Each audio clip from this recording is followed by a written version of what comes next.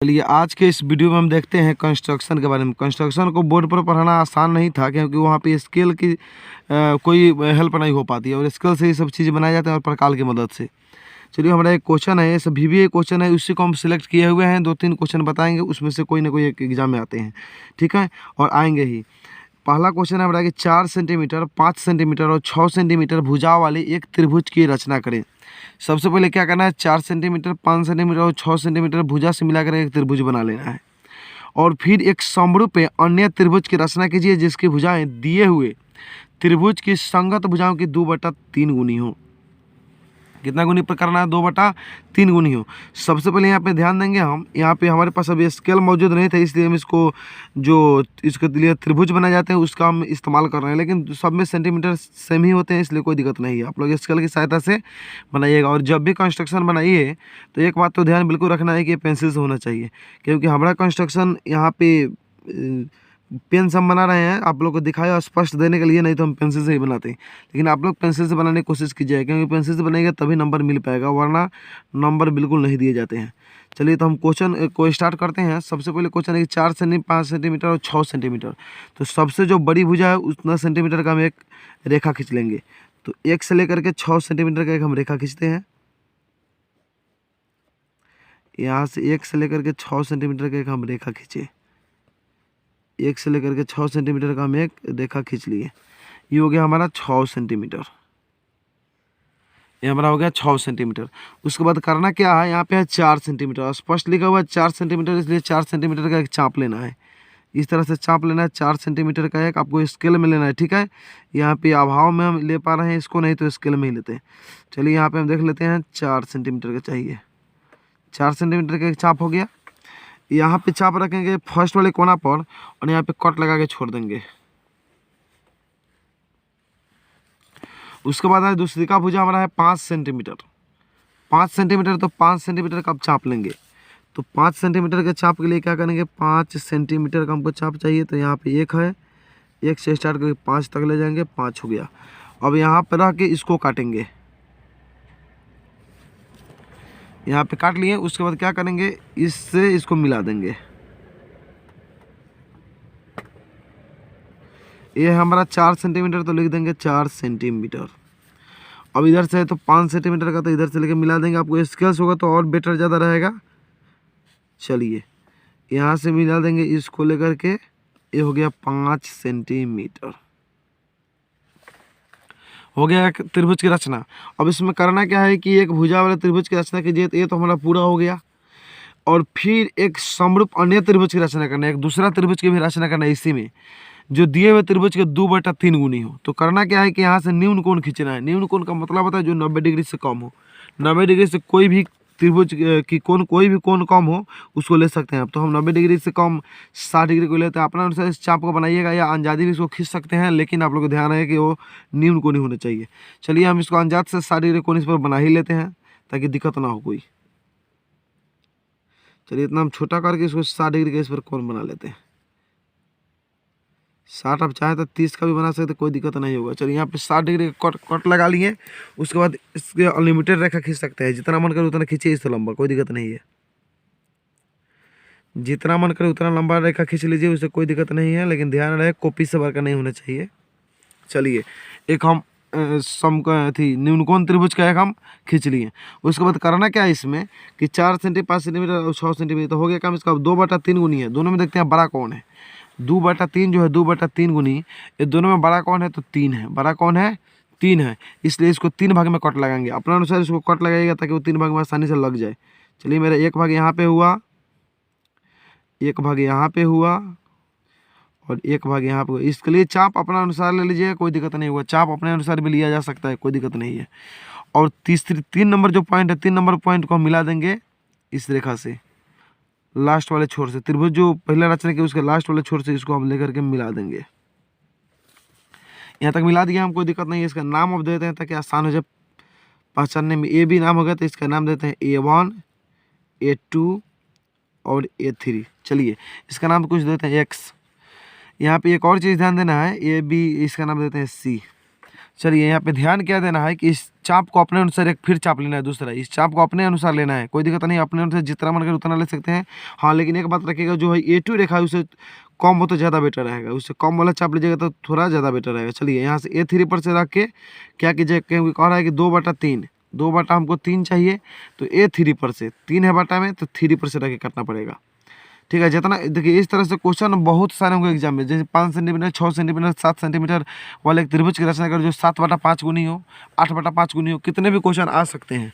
तो उसके लिए टेंशन नहीं लेना है, जितना इसमें देखेंगे बड़ा कौन है, बड़ा के अनुसार काटते हैं, चाहे अंश बड़ा हो चाहे हर बड़ा, उससे मतलब नहीं है, 12 के अनुसार उसे काटेंगे। ठीक है, तो A3 पर आके एक चाप को हम काटते हैं, काट दिए यहाँ पे A3 पर से रख के। अब क्या करना है फिर, अब देखिए 2/3 है, तो A2 पर से रख के काटेंगे, A2 पर से भी हम रख के काट लिए। चलिए यहाँ पे ध्यान देना है, जितना पर से यहाँ पे रख के काटे हैं सेम वही प्रोसेस यहाँ भी होनी चाहिए, सेम वही प्रोसेस यहाँ भी होनी चाहिए। चलिए एक हम कट लगा लिए, उसके बाद करेंगे क्या, इस कट को देखेंगे नाप के कितना पर से कट रहा है, ये कट जो है इतना पर से कट गया, इसलिए इस कट को भी यहीं से काटेंगे हम डायरेक्ट। चलिए इसको काट देंगे तो डायरेक्ट इसको मिला देंगे हम रेखा से, इसको हम ले करके मिला देंगे यहाँ से, 2 से मिल गया। अब करना क्या है कि जब यहाँ मिल गया तो यहाँ से कट लगाएंगे,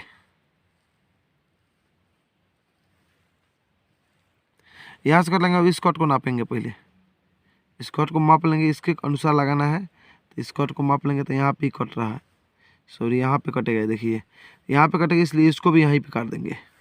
और करेंगे क्या कि इससे इस रेखा से इसको मिला देंगे, जो यहाँ पे है रेखा, इससे इसको मिला देंगे हम लेके, देखिएगा थोड़ा मिलाने में हिलना नहीं चाहिए, यहाँ से मिला दिया हम, हो गया हमारा 2/3 भाग में विभाजित। ठीक है, ये हो गया हमारा कितना, 2/3 भाग में विभाजित, तो हो गया, कंस्ट्रक्शन बन के तैयार हो गया। अब करना क्या है इसमें, देखिए कितना अच्छा लग रहा है देखने में। इसमें करना क्या है कि रचना के चरण देना है, ना तो इस तरह से नंबर नहीं दिए जाएंगे, रचना के चरण भी देना है, रचना के चरण। रचना के चरण में ध्यान रखना है क्या चीज़ दिया जाए, तो वो देखिए 1 नंबर पॉइंट लिखेंगे हम। रचना के चरण में क्या करना है, सबसे पहले क्या किए हैं हम, तो ये भी एक 6 सेंटीमीटर वाली स्केल की सहायता से 6 सेंटीमीटर वाली एक रेखा खींची है, तो लिखेंगे स्केल की सहायता से, स्केल की सहायता से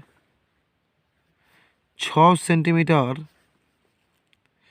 की एक रेखाखंड खींचा, खंड खींचा। चलिए 2 नंबर में लिखना है, चाहे 6 स्केल की सहायता से 6 सेंटीमीटर की ए बी एक नाम देते हैं, अच्छा रहेगा देखने में। ठीक है, ए भी एक रेखाखंड खींचा। उसके बाद क्या किया हम कि ए को केंद्र मान करके 4 सेंटीमीटर का चाप लेकर के बनाए हैं, तो लिखेंगे ए को केंद्र। दूसरे नंबर में काम क्या किया है कि यहाँ पे ए को केंद्र माने हैं और 4 सेंटीमीटर के चाप लेकर के इसको क्या किए हैं, कट किए हैं, तो लिखेंगे ए को केंद्र मानकर, ए को केंद्र मानकर, ए को केंद्र मानकर 4 सेंटीमीटर की चाप लेकर, चाप लिया लिख दीजिए, चाप लिया। चलिए उसके बाद 3 नंबर में करना क्या है, अब बी को हम बी बिंदु से 5 सेंटीमीटर का चाप लिया, तो यहाँ पे लिखेंगे बी बिंदु से 5, चाहे बी को केंद्र मानकर, ठीक है, यहाँ पे ए भी लिख सकते हैं, तो बी बिंदु से 5 सेंटीमीटर का चाप लेकर सीबी रेखा खींचा, सीबी एक रेखा खींचा। 4 नंबर में क्या हुआ, तो 4 नंबर में हुआ कि इस प्रकार त्रिभुज ए बी सी का निर्माण किया, देख देंगे 4 नंबर में, इस प्रकार त्रिभुज ए बी सी का निर्माण किया। अपने अनुसार इसका भाषा देना, जो जो काम किया वो सबका भाषा अलग अलग हो सकता है। चलिए 5 नंबर में क्या करना है कि ए को केंद्र मानकर एक निम्न कोण से एक रेखा खींचा, तो लिखेंगे ए को केंद्र मानकर निम्न कोण बनाते हुए,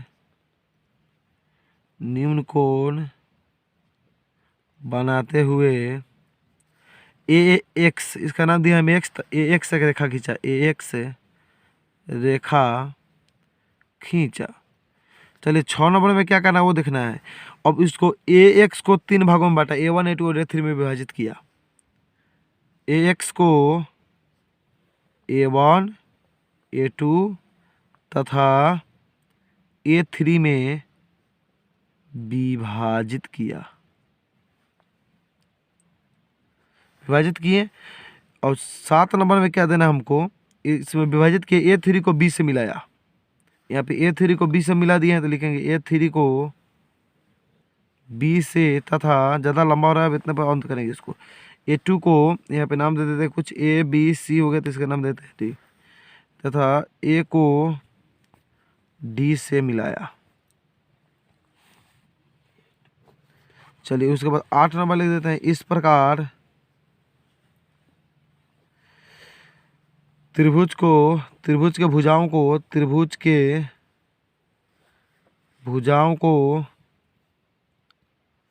2/3 गुनी किया। यहाँ पे भाषा लिख जाएगा, इसी प्रकार त्रिभुज के भुजाओं को, संगत भुजा को 2/3 गुनी किया हमने, चाहे लिख दीजिएगा इस प्रकार इस त्रिभुज की हमने रचना किया। हो गया हमारा इतना खत्म। इसमें 5 नंबर आपको मिल जाएंगे, पूरे के पूरे लिख देते हैं तो बहुत आसान है कंस्ट्रक्शन, समझने की बात है। इस पर और सारे कंस्ट्रक्शन दे सकते हैं, 5 सेंटीमीटर, 6-7 सेंटीमीटर दे सकते हैं। रचना करना है फिर 7/5 गुनी, 8/5 गुनी या 9/5 गुनी, सेम टू सेम ऐसा ही क्वेश्चन आएंगे, लेकिन आपका डाटा वहाँ पे चेंज हो सकते हैं एग्जाम में, तो इसलिए टेंशन नहीं लेना है। आपको यह क्या बनाने, जैसे कि 4, 5 और 6 सेंटीमीटर बड़ी भुजा लेना है। सबसे पहले बड़ी भुजा तो 6 सेंटीमीटर लिए हैं। आपका यदि 7 है तो आप 7 सेंटीमीटर ले सकते हैं। यहाँ पे 8 है तो 8 सेंटीमीटर ले सकते हैं, यानी जितना बड़ी भुजा है उसको लेना है। उसके बाद यहाँ पे छोटकी भुजा उससे, और उसके बाद उससे जो आपका बड़ी भुजा होगा उसको लेकर के यहाँ पे काट लेना है। काटने के बाद यहाँ से न्यून कोण खींच करके, और इसको जितने गाय का मानते हैं 7 बटा का दिए, मान लीजिए 9 भाग में, तो 9 भाग में इसको बांटेंगे। जितना भाग में कहेगा उतना भाग में इसको बांट लेंगे। बांट के क्या करेंगे, जो इसके रेखा को उसे मिला देंगे, और मिलाकर इस तरह से त्रिभुज की रचना कर सकते हैं।